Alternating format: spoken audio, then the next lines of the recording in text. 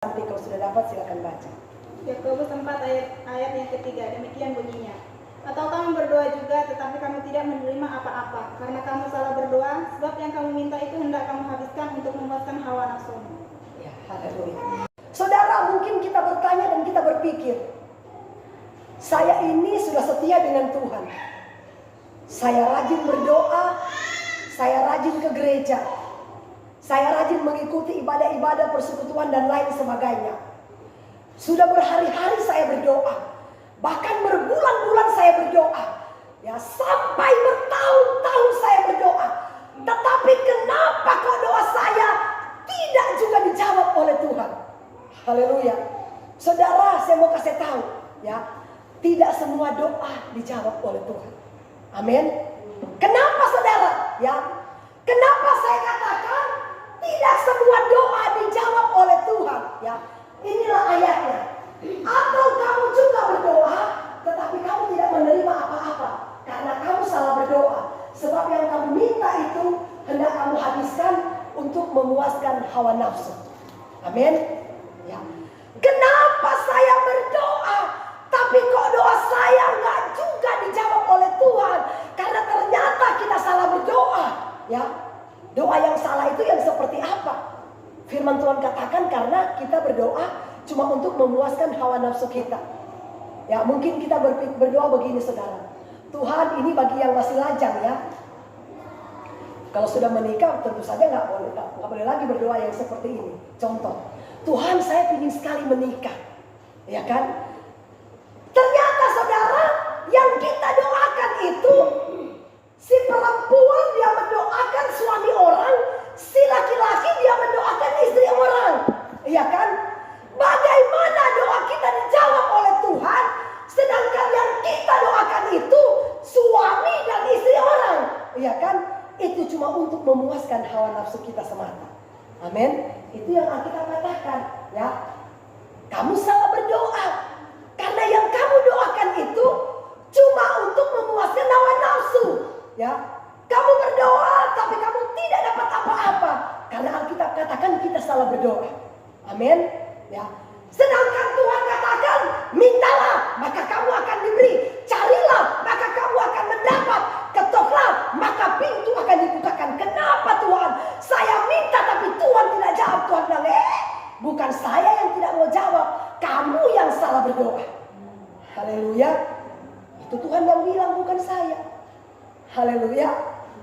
Saudara, luar biasa enggak Tuhan kita, ya. Saudara, satu ketika ada satu bapak, dia datang ke pendetanya, dia katakan begini, Pak Pendeta, saya ingin Pak, istriku cerewet sekali, aduh Pak, saya gak tahan hidup dengan dia Pak. Tapi Pak, saya berdoa Pak, Tuhan gantikan dia dengan yang lembut.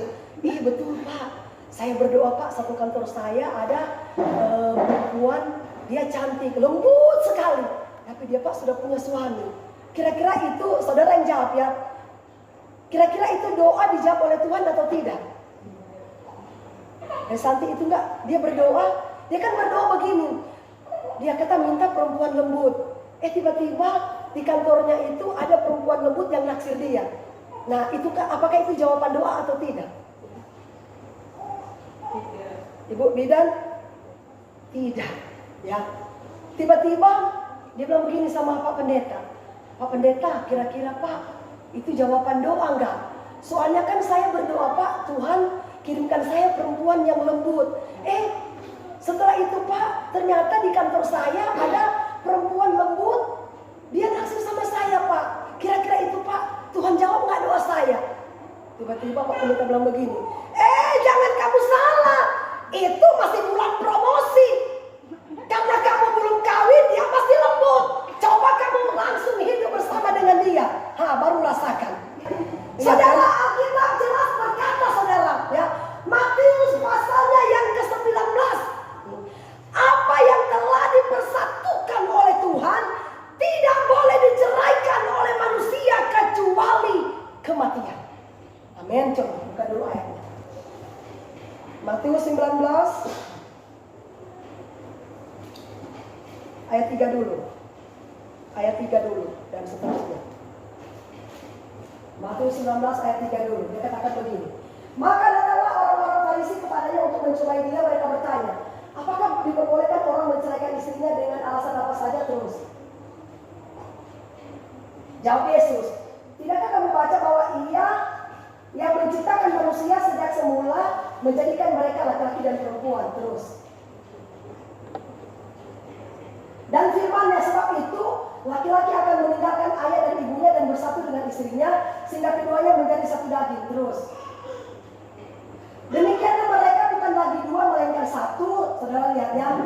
Karena itu apa yang telah dipersatukan Allah tidak boleh diceraikan oleh manusia kecuali kematian.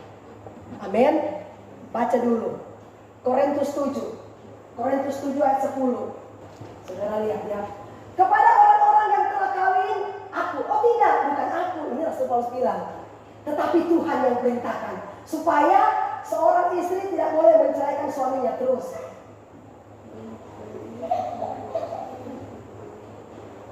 Dan jika ia bercerai, ia harus tetap hidup tanpa suami atau berdamai dengan suaminya. Dan seorang suami tidak boleh menceraikan istrinya. SMS dulu. Ya. Dan jika ia bercerai, ia harus tetap hidup tanpa suami atau berdamai dengan suaminya. Dan seorang suami tidak boleh menceraikan istrinya. Amin. Apa yang telah dipersatukan oleh Tuhan tidak boleh diceraikan. Ya. Tetapi Paulus katakan begini, kita tidak boleh bercerai. Ya. Boleh bercerai asal tidak boleh menikah lagi. Wah, tahan nggak bertahan? Mama Jenny ini yang saya tanya. Mama Jenny tahan nggak bertahan? Makanya Paulus katakan, ya, tidak boleh bercerai. Boleh bercerai asal harus hidup tanpa suami. Tidak boleh nikah lagi sampai maut memisahkan. Sampai kita dengar, aduh kita mantan suami sudah meninggal. Tapi nggak mungkin kan kita begini berdoa, Tuhan buat dia mati. Kan nggak mungkin, iya kan? Nggak mungkin, saudara. Ya, saudara, ini jelas Alkitab bilang ya. Dan jika ia bercerai, ia harus tetap hidup tanpa suami, atau berdamai dengan suaminya. Dan seorang suami tidak boleh menceraikan istrinya. Berdamai saja. Itu kata Alkitab. Saudara, saya mau kasih tahu ya. Asito kalau kita memaksakan diri tetap bercerai dan menikah lagi, resiko kita tanggung sendiri. Firman Tuhan katakan orang berzina tidak masuk surga. Amin. Sekali lagi saudara, orang berzina tidak akan pernah masuk ke dalam kerajaan surga. Yang pasti saya sebagai hamba Tuhan, saya sudah menceritakan, menjelaskan firman Tuhan yang benar. Saya kembalikan kepada jemaat. Jemaat mau lakukan atau tidak, resiko tanggung sendiri. Amin. Sebab apa saudara? Kalau saya sebagai hamba Tuhan tidak berani menyampaikan, nah dosa saudara saya yang tanggung. Itu kata Yeskiel. Dia katakan begini dalam Yeskiel. Jikalau engkau mendapati orang melakukan kejahatan, kalau engkau tidak mau menegur mereka dari kesalahannya, dosanya kamu yang tanggung. Tapi kalau engkau tegur tetap dia tidak mau dengar, dosanya dia tanggung, saya menyelamatkan diri saya sendiri. Amin. Makanya menikah pikir-pikir. Yang masih lajang ini jangan asal-asal menikah. Ya, ini sudah menikah atau belum? Belum. Berdoa tanya Tuhan. Amin. Jangan lihat perempuan sana langsung coba. Iya kan, tanya Tuhan, doa sungguh-sungguh. Tuhan, dia nggak jodohku. Iya kan? Saudara, saya mau kasih tahu. Mungkin saya sudah banyak kali saksikan. Pertemuan saya dengan suamiku cuma lewat telepon genggam. Kami dua nggak pacaran. 1 minggu berkenalan langsung nikah. Saudara tahu, saya terima telepon, saya berdoa. Saya waktu itu diundang penginjilan ke Kalimantan Timur. Saya masih penginjilan waktu itu ya. Tiba-tiba ibu gembala tahan saya di Balikpapan. Ngapain kamu mau KKR ke sana kemari? Kamu aja belum menikah. Bagaimana kamu mau mengajarkan orang berumah tangga, sedangkan kamu belum pernah mengalami yang namanya rumah tangga? Ya, kamu jangan tidak usah pergi KKR. Lebih baik kamu tinggal di sini. Yakin, bulan 6 Tuhan kirimkan kau jodoh. Kebetulan saudara, pendeta saya orang Medan, tapi dia dipakai Tuhan luar biasa. Pokoknya dia Luhut Panjaitan lah, adik kandungnya dia. Itu gembala senior saya, orang Medan. Ya, saudara, dia tahan saya. Tiba-tiba saudara tahu nggak, karena dia dipakai Tuhan luar biasa, benar. Akhirnya saya nggak jadi pergi ke KKR. Tiba-tiba bulan ke-6 HP saya berdering. Teng teng teng teng teng teng teng.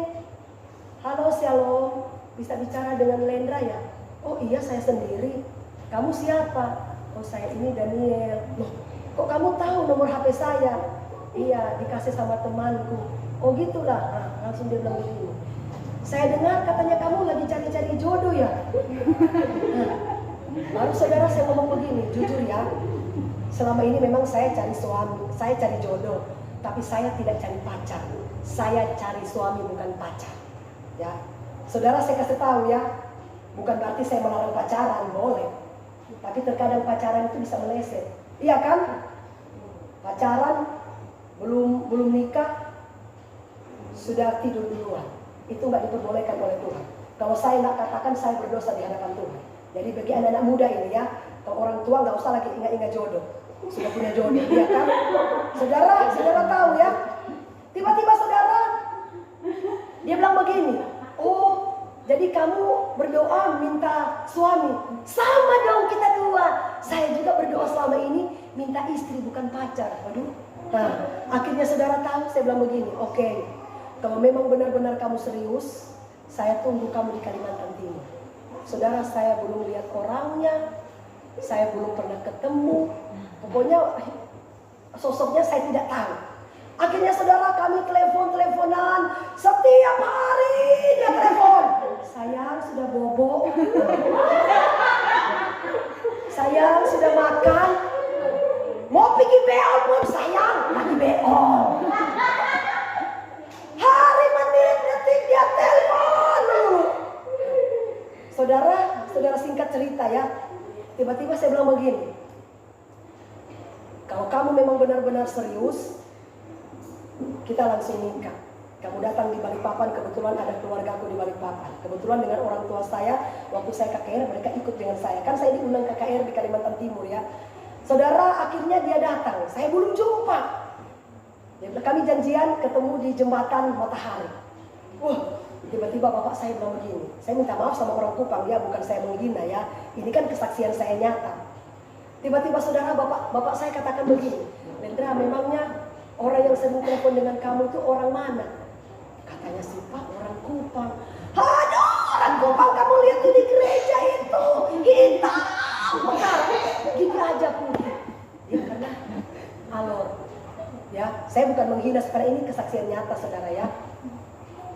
Tiba-tiba saudara, waktu saya dengar dia mau datang, saya mulai takut. Tuhan, bagaimana orangnya, saya ketemu dia. Aduh, kayak gimana? Ketemulah kami di jembatan. Dia bilang, dia panggil sama saya apa? Sayang. Jangan sampai tuh sayang jadi berubah pas mau menikah, iya kan? Biasa kan begitu. Kalau masih pacaran, sayang sudah bobo, nanti mau menikah, sayang sudah nggak ada lagi, iya kan? Iya kan, benar itu kan? Tiba-tiba saudara lihat ya. Akhirnya saudara mau ketemu kami di jembatan. Waktu kami mau ketemu di jembatan, saya mulai takut. Saya bilang begini, aduh Tuhan, jangan sampai bapak saya bilang dia hitam. Mana ini Tuhan? Saudara, tiba-tiba dia kan di atas jembatan ya, saya di bawah. Saya berpikir begini, Tuhan, saya memang mau ketemu dia, tapi saya mau lihat dulu dia dari jarak jauh. Kalau saya lihat dari jarak jauh dia ada ya terang-terang sedikit lah, saya akan maju. Tapi kalau dia pekat di tampon, saya pasti lari. Itu kedagingan saudara ya, namanya kita masih manusia. Saudara tahu, tapi Tuhan itu luar biasa. Namanya itu sudah jodoh, gak bakal lari. Dia di atas, saya di bawah. Saya baru mau naik begini, saya kan mau lihat dia dulu. Kalau dia saya lihat hitam, saya pasti lari. Ya, karena itu saudara kedagingan ya. Tiba-tiba saudara saya injak tangga 1, saya lihat dia lagi pegang HP. Saya lihat di atas, darah Yesus. Jangan-jangan dia itu. Oh Tuhan, hitam sekali saya lihat. Saudara, ini hati mulai menolak. Tiba-tiba saya naik, saya sportif. Tiba-tiba dia kasih tangan sama saya. Saya Daniel.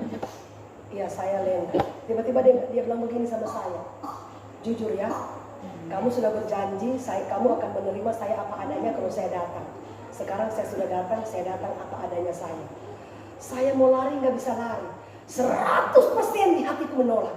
Sama sekali menolak. Tiba-tiba saudara yang membuat saya jengkel, dia ambil dompet. Dia kasih keluar, dia bilang begini. Jujur ya, saya datang di sini, saya tidak bawa apa-apa. Saya cuma bawa ini. Saudara tahu apa yang dia kasih lihat? Uang 50.000. Kira-kira Ibu Bidan 50.000 bisa nggak buat pesta? Risna bisa nggak buat pesta? Saudara, jangankan soto, bakso aja kita bikin nggak cukup. Iya kan? Tapi saudara, tiba-tiba saya telepon Ibu Gembala saya.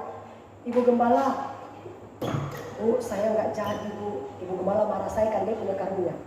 Kamu ini bawa dulu dong ke gereja. Ngapain capek-capek dia datang dari Kalimantan Tengah? Masa kamu nggak sambut? Bawa dia ke gereja. Akhirnya saking dongkol saya bawa dia ke gereja. Sampai di gereja Ibu Gembala bilang begini. Selamat datang malaikat. Orang seperti ini dibilang malaikat. Puji Tuhan. Ibu Gembala saya ngomong gitu, saudara. Tiba-tiba saudara, saya ngobrol dengan Ibu Gembala. Ngobrol-ngobrol, Ibu Gembala kasih dia di kamar yang paling bagus. Yang lain-lain di kamar jelek, dia paling bagus. Nah, waktu dia masuk ke kamar, larilah saya. Lari, gak mau ketemu. Saya lari, saya pulang ke keluarga saya gak mau. Tiba-tiba HP saya berdering. Aduh, saya lihat dia, saya matikan. Berdering lagi, saya matikan lagi, berdering lagi. Tiba-tiba saudara tahu ya. Datanglah dia karena penasaran, dia datang. Waktu dia datang pertama kali di rumah, saudara, ini kisah nyata ya. Dia datang di rumah saudara tahu apakah respon saya? Apakah saya akan menerima? Tidak, saya lari. Saya keluar rumah, saya tidak mau ngomong. Dia cuma ngomong dengan orang tua saya dan kakak saya. Ngomong, tiba-tiba dia pulang tanpa bicara dengan saya. Malam saya ditegur oleh Tuhan. Saya berdoa. Waktu saya berdoa, Tuhan katakan begini. Kamu selama ini berdoa minta jodoh. Sekarang saya sudah kirim jodoh. Kira-kira saya tanya sama Risna, Tuhan bisa nggak berbicara sama kita? Lewat apa? Doa, tapi lewat apa? Kita mendengar suara Tuhan lewat apa? Bukan mimpi, hati nurani. Ya, saudara percaya nggak di dalam hati saudara ada Tuhan? Percaya. Ya. Coba buka dulu ayatnya. 1 Korintus 3 ayat 16. Saudara lihat ya. Tidak tahukah kamu bahwa kamu adalah bait Allah dan roh Allah diam di dalam kamu terus? Jika ada orang yang membinasakan bait Allah, maka Allah akan membinasakan dia. Sebab bait Allah adalah kudus dan bait Allah adalah siapa? Kita semua. Amin. Saudara, ini Tuhan yang bilang, bukan saya ya. Tidak tahukah kamu bahwa tubuhmu tempat kediaman roh Allah? Amin. Barang siapa membinasakan bait Allah, Tuhan akan binasakan. Sebab bait Allah adalah kudus. Bait Allah itu adalah saudara dan saya. Makanya di dalam tubuh kita ada roh Allah. Ketika kita berdoa, saudara, hati nurani kita bisa membedakan suara Tuhan dan suara setan. Tuhan bicara begitu kuat di hati nurani saya. Kamu berdoa minta jodoh. Sekarang saya sudah kirim. Kenapa kamu tolak? Saudara, akhirnya saya menangis. Tiba-tiba saya mulai menangis ya. Saya menangis, air mata mulai tercucur. Saudara, tiba-tiba saya berdoa begini. Tuhan, kalau benar-benar dia yang Tuhan kirim, taruhkan rasa cinta di hatiku. Karena saya tahu cinta itu anugerah suci dari Tuhan. Iya kan? Saudara, sekali lagi saya mau kasih tahu sama yang masih lajang. Jangan pilih-pilih kulit. Amin. Kita semua adalah ciptaan Tuhan. Iya kan? Siapa tahu jodohnya Trisna ini. Kan kita tidak tahu. Bukan berarti saya mau jodohkan. Tidak. Iya kan? Kan kita tidak tahu, saudara. Kan Tuhan yang mengatur jodoh kita. Saudara, akhirnya setelah saya berdoa, taruhkan rasa cinta kalau memang itu Tuhan yang kasih. Benar saudara. Besok dia datang lagi. Padahal dia sudah tahu. Kemarin dia datang, saya cuek, saya lari. Datang lagi. Dia bilang, ini cowok ini gak tahu malu. Sudah saya lari datang lagi. Saudara, dia datang, dia ngomong dengan orang tua saya. Tiba-tiba waktu dia datang di depan pintu, timbul belas kasihan, tapi rasa cinta belum ada ya. Masih belas kasihan. Kasihan juga nih cowok ini ya. Akhirnya dia masuk. Ngobrol, tiba-tiba dia mulai bersaksi. Katanya dia pernah kuliah di UGM. Hah? Gara-gara UGM timbullah rasa cinta. Gara-gara kuliah UGM. Boleh juga, ini UGM fakultas bagus. Ya kan? Wah, UGM saya bilang. Wah, luar biasa. Mulai benih-benih timbul. Nah, akhirnya sudah ada rasa cinta, ambil keputusan mau menikah. Lapor ke Ibu Gembala bilang, mana duit kalian? 50.000 sudah habis beli jeruk. Akhirnya saudara tahu, ini kesaksian nyata saudara. Tiba-tiba Ibu Gembala bilang begini, kalian dua berdoa dulu. Saya kasih kesempatan kalian, puasalah kami. Tuhan kasih mujizat. Ada yang kirim uang di rekening saya, ada yang kirim uang di rekening dia. Ibu Gembala sumbang kami 20 juta karena dia saudara jujur ya, Ibu Gembala yang rendah hati, DP suami kerja di perusahaan Total, gajinya 75 juta, dia di perusahaan Total. Tapi ibunya yang gembala, ya, jadi suaminya yang menopang. Jadi Ibu Gembala sumbang sama saya 20-an juta, terkirim di rekening saya, rekening dia terkumpul 10 juta, jadi kami menikah dengan uang dana 30 juta. Berikan kemuliaan buat Tuhan Yesus. Haleluya. Tidak ada perkara yang mustahil bagi Tuhan kalau benar-benar kita nekat. Amin. Saudara tahu tiba-tiba bikin pesta besar. Wah, pesta meriah. Ibu Gembala yang bikin. Pesta, saya punya pakaian aja Ibu Gembala yang sumbang. Jahit di Jakarta dengan dia 7 juta. Dia kasih tahu. Jahit sendiri di Jakarta, dikirim dari Jakarta. Akhirnya saudara, habis kami menikah, Ibu Gembala bilang begini, Lendra, atur koper-koper kalian. Aduh, masih banyak tamu kok. Suruh atur koper, jangan mau diusir gara-gara dia so bantu kita. Sebanyak tamu, ternyata apa saudara? Dia suruh atur koper, dia bawa kami ke hotel berbintang 5 berbulan madu. Berikan tepuk tangan buat Tuhan Yesus. Kami bayar hotel, Ibu Gembala sendiri. Saudara tahu di hotel mana? Hotel tempat jembatan kita bertemu. Ini matahari, ini jembatan, ini hotelnya. Makanya ada tuh lagu bilang, di jembatan tempat kita dulu. Bu pendeta ini kok nyanyi lagu dunia? Apa-apa. Ini kan cuma kesaksian. Amin. Indah kalau bersama Tuhan. Amin. Jodoh dari Tuhan indah. Memang saudara saya kasih tahu, setiap rumah tangga itu pasti ada proses. Tidak ada rumah tangga yang tidak ada ujian. Amin. Tidak ada rumah tangga yang tidak ada pertengkaran. Tidak ada rumah tangga yang tidak ada cekcok. Ya. Justru pertengkaran cekcok itulah vitamin bumbu-bumbu dalam rumah tangga. Ya, supaya kita saling memahami. Oh, ternyata istri saya kalau diginiin marah. Oh, ternyata suamiku kalau diginiin marah. Jadi kita saling tahu.